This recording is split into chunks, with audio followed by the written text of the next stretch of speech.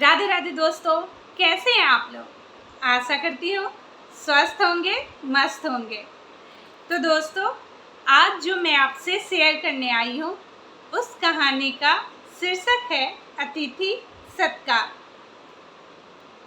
तो दोस्तों, ये एक छोटे से गांव की कहानी है, जिस गांव में एक भोला नामक युवक था। वो बहुत ही गरीब था, मानो बस उसका रोजगार इतना था कि उसकी आय बस उसके भूख मिटाने तक की थी, उसके और उसके परिवार वालों के भूख मिटाने तक की थी। कुछ ही दिन बाद गांव के चौपाल पर ऐसा सुनने को मिला कि गांव से कुछ संत लोग गुजरने वाले हैं। संतों की एक लंबी टोली गुजरने वाली है। गांव के मुखिया बहुत प्रसन्न थे कि हमें सेवा का कुछ अवसर मिलेगा, इसलिए उन्होंने कहा कि उनमें से 50 को तो मैं अकेले ही खिला लूँगा, बाद बाकी तुम लोग कुछ हर एक घर तुम लोग इतना बना लो, कोई 10 ले लो, कोई 5 ले लो, कोई कुछ को ले लो। इतना कह के एक गोष्ठी बन रही थी कि आप कितने को खिलाएंगे, आप कितने को खिलाएंगे। मुखिया सबसे ज़्यादा इतरा रहा था कि मैं तो पूरे 50 को खिलाऊंगा, बाकी तुम लोग समझो कि 150 जो बचे उन लोग को कैसे कैसे खिलाओगे। और हाँ, अगर तुम लोग के खिलाने से बच जाए कोई तो वो भी मेरे ही पास भेज देना, मैं तो खिला लूँगा। तुम लोग को बस इतना भी इसलिए दे रहा हूँ कि थोड़ा थोड़ा पुण्य तुम लोग भी कमा लो।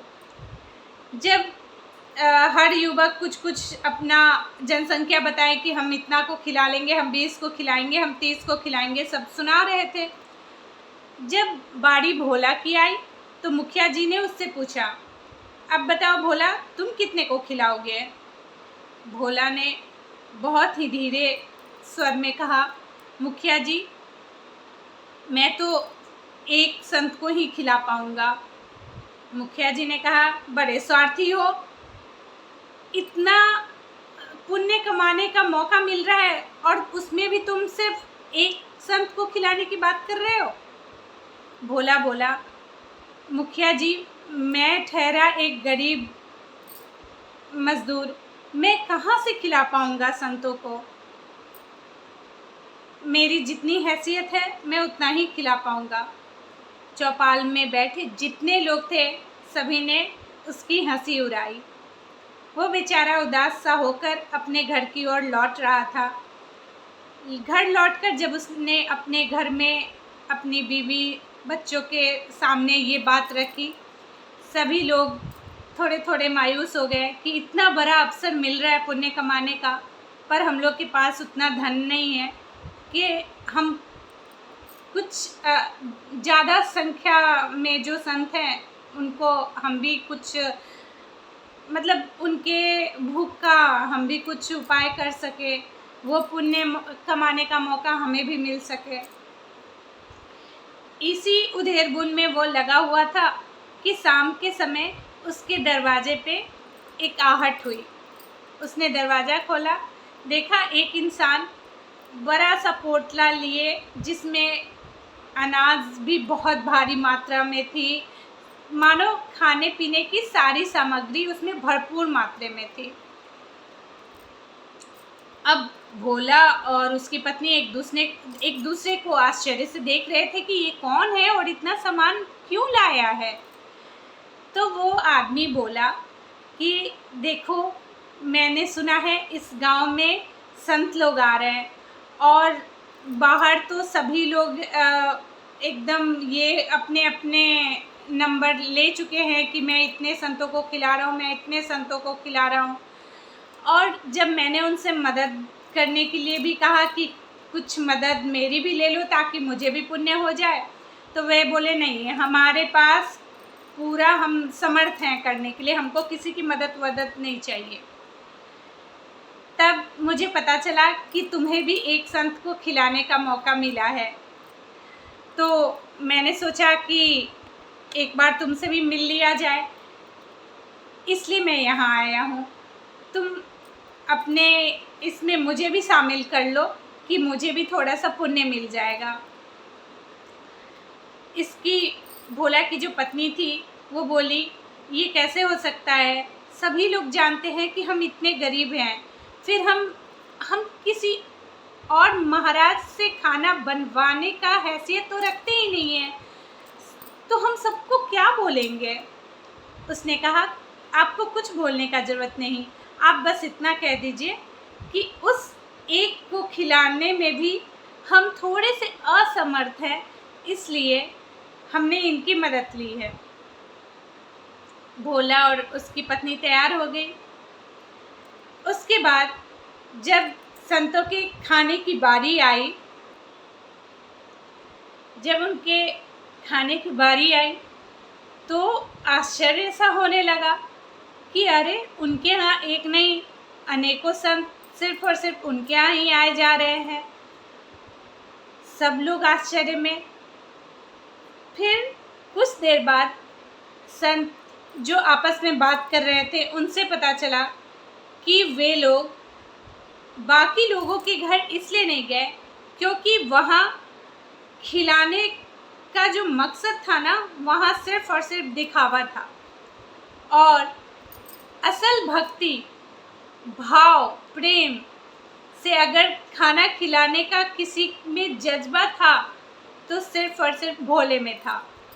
इसीलिए संत सन्यासी कहीं और न जाकर भोला के यहाँ आने लगे। जब संत में, भोला में खाना पीना ये सब कुछ हो गया, अतिथि सत्कार कहें तो अच्छी तरह से हो गया, संतों ने भोला के खाने की, भोजन की तारीफ़ की, तो बेचारा भोला सच में भोला था, ईमानदार था।